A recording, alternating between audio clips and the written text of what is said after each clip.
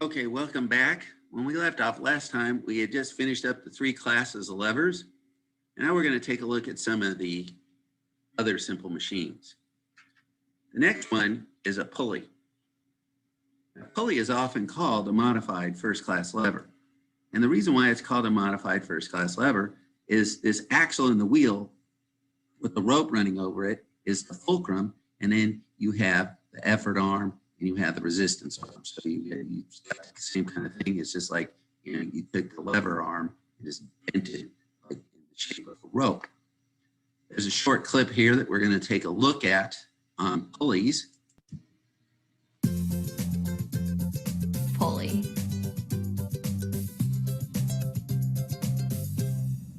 A pulley is a simple machine that is made up of a wheel on a post with a rope or cable around the wheel. Pulleys can make work easier to do by changing the direction of a force. For example, a pulley is used to lift heavy objects. As you pull down, you change the direction of the force. That makes the work easier. This type of pulley is called a fixed pulley. Another type of pulley is called a movable pulley. By using one movable pulley, you can reduce the amount of force needed to use by 1/2. A pulley changes the direction or amount of force as demonstrated in the opening and closing of a heavy theater curtain. Pulleys are used everywhere in the real world. Okay, so she showed us two types of pulley. A fixed pulley like this one, and it's called fixed because it doesn't move. It's just on a fixed point. So this would be like an example of a pulley at the top of a flagpole. It changes direction of the force. We pull down and this box or the flag goes up. And then the second one she showed us was a movable pulley, where the pulley can move along the rope. So the rope is attached here at a fixed point, and then the pulley is allowed to slide across the rope. Okay, so as I said, this fixed pulley is also called a modified first-class lever. The axle of the wheel is the fulcrum, is where it's pivoting. This is the resistance load. This is the effort. So we have effort arm, resistance arm. And this fixed pulley is attached to something that doesn't move. The force is not multiplied, and there is no mechanical advantage. The IMA is 1. So if you put in an effort force of 10 newtons times 1, you lift a load of 10 newtons. The advantage is it changes direction of the force. I put examples like flagpole or wells when you use a pulley to lift a bucket of water up out of a well like you see in a movie. Okay, it does change the direction of the force. Okay, you pull down and the resistance goes up. Okay, there's a second little clip I want us to take a look at. Another kind of simple machine is related to the wheel. This simple machine is called a pulley. A pulley is made with a wheel that has a groove in it to hold a rope. By pulling on the rope, you can lift a weight or load. There are different kinds of pulleys. One kind can be found on top of a flagpole. It is called a fixed pulley because it remains anchored to one spot. A fixed pulley doesn't decrease the amount of force you need to move something, but it does change the direction of a force. You pull down on the rope, and the flag goes up. The pulley doesn't make the flag seem any lighter, but without the pulley, you'd have to climb to the top of the flagpole. A clothesline provides another example of a fixed pulley. Pulling the rope one way will move the clothes in the opposite direction. Even though a fixed pulley doesn't reduce the amount of force necessary to move something, it still fits the definition of a machine because it helps us do work. In this case, it helps us do work by changing the direction of a force. Here's an experiment you can do with a fixed pulley. Attach one end of a rope to a weight, such as some books, and the other end to a spring scale, which measures force. Then measure the amount of force needed to lift the weight using a fixed pulley. Now, because this changes the direction of the force, you can pull down and books go up, and there's no IMA. So the books weigh 38 newtons. You got 36, 38, 40. They're counting by twos. Here we've frozen or stopped the video picture of the scale as the weight is being lifted. The scale shows it takes about 38 newtons of force to lift the books. Newtons are a unit of measurement that are used to measure force.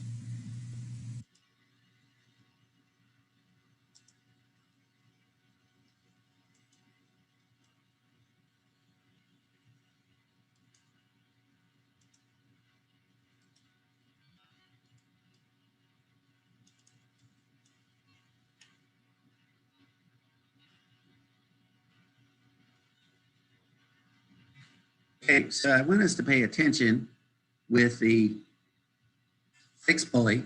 The books weighed 38 newtons. Now the next type of pulley is called a movable pulley. Okay, in a movable pulley, one end is attached and it multiplies the force by 2. The IMA is 2. Okay, so it multiplies what you do by 2, allowing you to use half as much force. It does not change the direction of the force, but it allows you to use half as much force. So we're going to take a look now at the movable pulley on this video. Okay, when these kids lifted the books the first time, they used the fixed pulley, and the books weighed 38 newtons. What if we were to use a different kind of pulley? A movable pulley. A movable pulley moves along a rope. One end of the rope is fastened to a fixed point, such as a hook, while you pull on the other end. Using a movable pulley, try lifting the same weight that you lifted with a fixed pulley. Using the spring scale, we see here that it takes 19 newtons of force. Now notice that's half as much force as what the books weigh. The books weigh 38 newtons. So like if you want to think of this in pounds, the books weigh 38 pounds. He's only using 19 pounds of force to lift the books. So the pulley is multiplying what the kid is doing by 2. With a fixed pulley, it took 38 newtons. So a movable pulley cuts the amount of force needed to lift something in half. Okay, so with the fixed pulley, we said the books weighed 38 newtons. With the movable pulley, the same books that weighed 38 newtons, he's lifting with only 19 newtons of force. That's because the IMA of the movable pulley is 2. So the movable pulley lifts the same books with half the force. It's multiplying the input. It's multiplying what the kid is doing by 2. 19 times 2 equals 38 newtons. So he's able to pick up the books that weigh twice as much as the force that he's using. It's because the IMA is 2. Now the last kind of pulleys is a system of pulleys, and it's called a block and tackle. Over here in this picture, it shows that it's really the number of ropes that you count. So here there's 1, 2 ropes. It has an IMA of 2. Here there's 1, 2, 3 ropes. Okay, going back and forth between the 2 pulleys. The IMA is 3. This one there's 1, 2, 3, 4. So this has an IMA of 4. This one 1, 2, 3, 4, 5. So it has an IMA of 5. So this one, if you pulled with 1 pound, it's going to lift something that weighs 5 pounds. Okay. So the IMA is equal to the number of sports ropes supporting the resistance. Okay, excludes the length of the rope you pull on. How many ropes are between the 2 pulleys? So right here, there's 2 ropes between the pulleys. Here, there's 1, 2, 3 ropes between the pulleys. 1, 2, 3, 4 ropes between the pulleys. So The longer you pull, again, the greater the distance here, okay, because now you have to pull along these 5 ropes, it multiplies the force by 5. And examples are sailing boats, construction equipment, heavy machinery.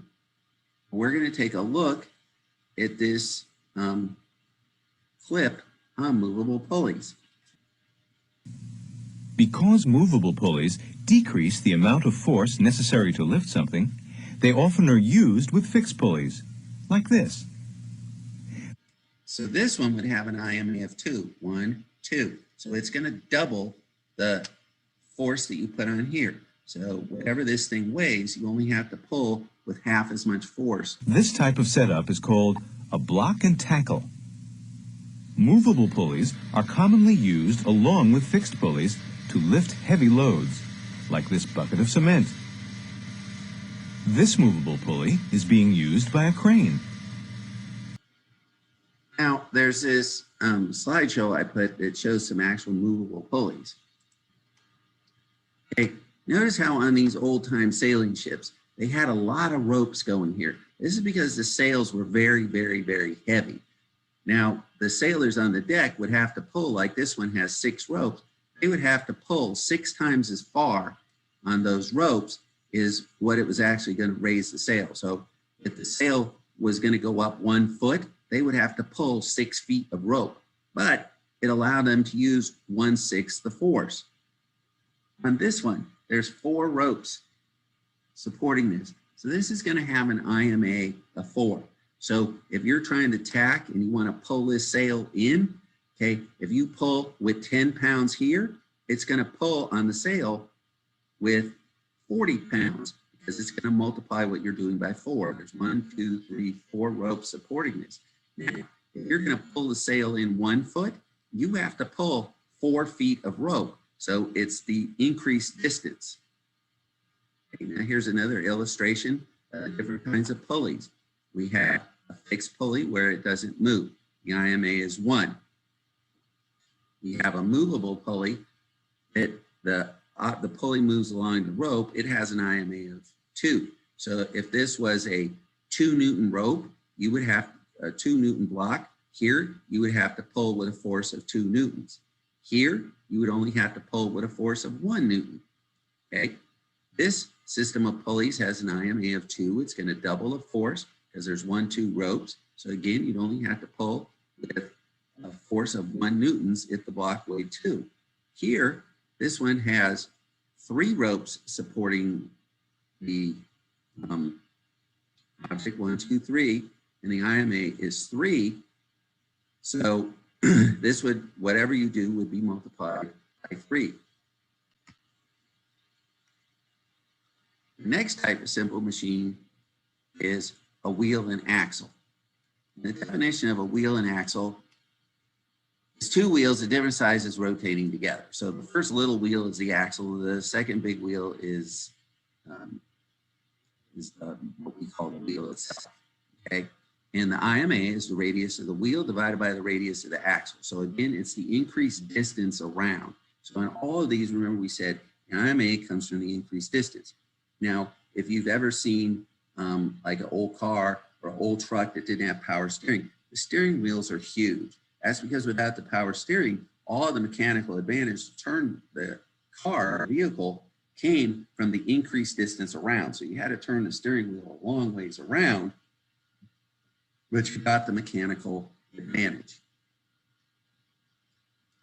Okay, there's a short clip that we're going to take a look at on wheels and axles.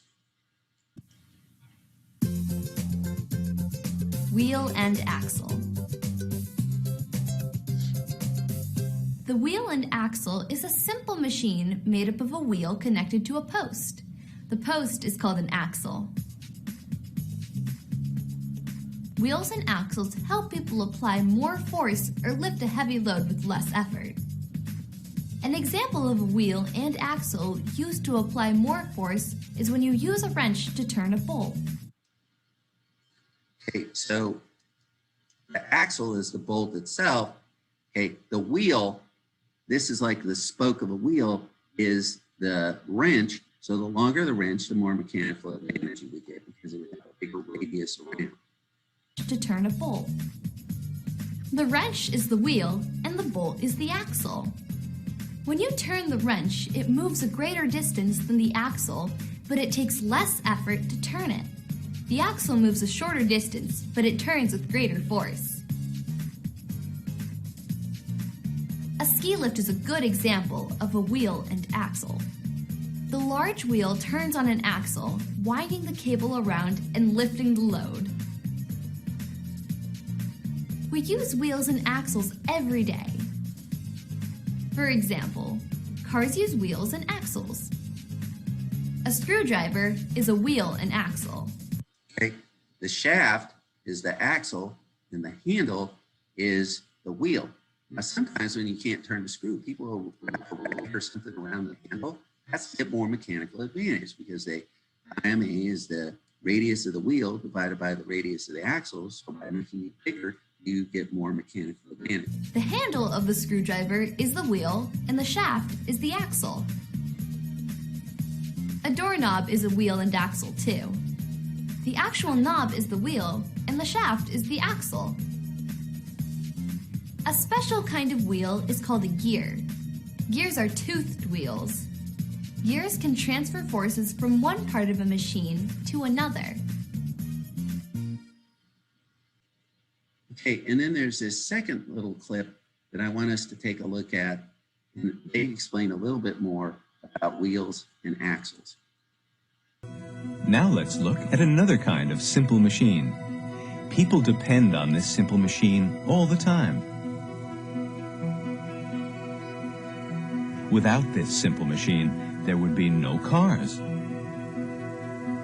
or bicycles. You couldn't roller skate or skateboard. What is this simple machine? This simple machine is a wheel that is attached to a post called an axle. The wheel and axle turn together. We are all familiar with wheels and axles on cars and toys and roller skates. But there are some wheels and axles that you might not recognize right away. For example, a doorknob is a wheel. If you took the doorknob off, you'd see that it is attached to an axle. A wheel and axle actually is a kind of lever. How can this be? Well, it may seem clearer if you think of the bar of a lever as a spoke in a wheel, and the fulcrum as the axle. Add some more spokes all the way around, and a rim, and you have a wheel. Remember how, with a lever, when you increase the distance of the force from the fulcrum, less force is required to lift the load? Something similar happens with a wheel and axle. Here's an experiment you can do that will demonstrate what we mean. With one hand, hold a stick at the middle. Imagine your arm as an axle, and the stick is the spoke of a wheel. Now have a friend grab the stick with both hands as close to your hand as possible. Have her try to turn the stick while you try to keep it still. Think of this as trying to turn a small wheel. Now have your friend make the wheel bigger by grabbing the stick farther away. Okay, when you have a big radius like that, you have a lot more mechanical advantage. Notice how much easier it is to turn the stick. So what does this tell us? It means the greater the distance from the axle, the easier it is to turn a wheel. In other words, it takes less force to turn a large wheel on an axle than a small one. Okay, so here's the example they just showed us in the film. And in this first case, the girl's arm represents the axle of a wheel. And we said the mechanical advantage comes, it's the radius of the wheel divided by the radius of the axle. So we have a big radius of a wheel divided by the radius of the axle. So in this case, there's a big IMA. When we have the same axle in this example, the radius of the wheel is small, so there's a small IMA. And then as they pointed out, gears are a modified form of wheels and axles.